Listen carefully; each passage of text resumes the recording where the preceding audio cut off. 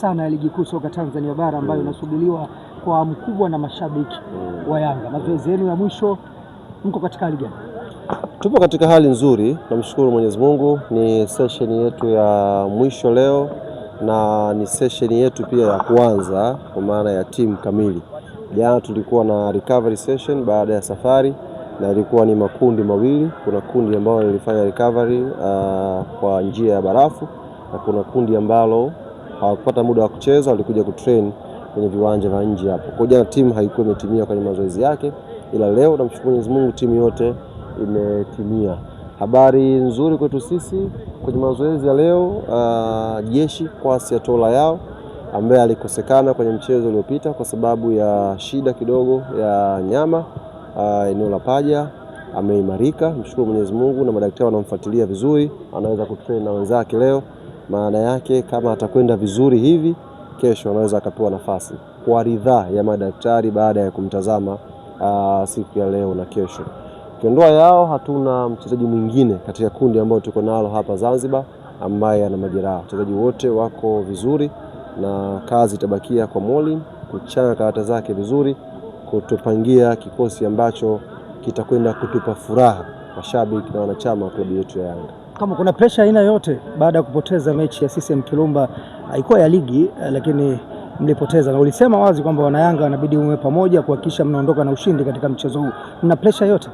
Hatuna pressure yoyote baada ya kupoteza mchezo ule, na hatuna pressure kwa sababu sisi ni waelewa kwenye huu mchezo unaoitwa football. Hakujawahi kutokea duniani timu ikawa inashinda mfululizo. Tunajiandaa always kushinda mara zote, lakini matokeo yale, kwa kuwapongeza Azam, walicheza vizuri licha ya yote ambayo anaweza kuzungumzwa, lakini end of the day wamecheza vizuri, ndio maana wamequalify kwenda hatua ya finali. Imeishia pale. Sisi focus yetu imeambisi, mawazo, nguvu, akili tumeiweka hapa kwenye mechi ya Azam na mechi mbili zinazofuatia. Ni challenge kiasi gani mnapokutana back to back na Azam michezo mfululizo, na huku mkiwa mna uhitaji wa alama 3 mnakwenda kumaliza ligi?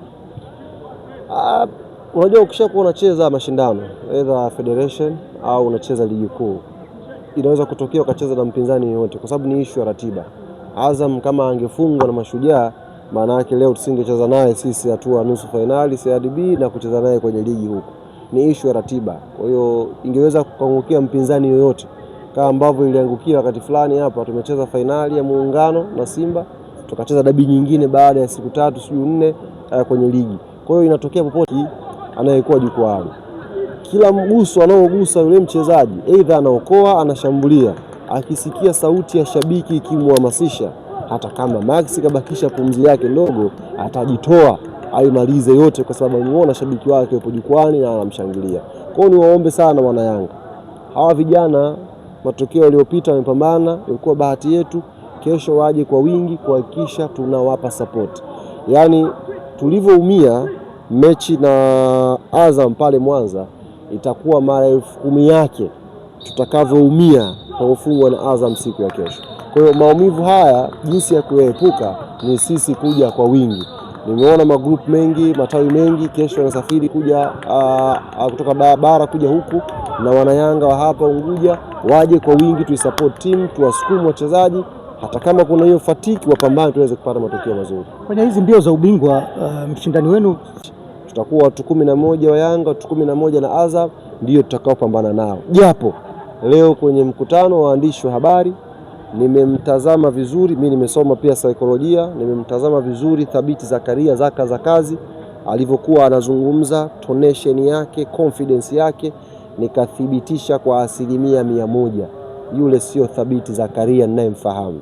Yule ni Zaka aliyetumwa, ni Zaka mwenye maagizo, ni Zaka mwenye maelekezo, na nimemwambia kesho Yanga tunalichukua hili pia kama sehemu ya consideration yetu.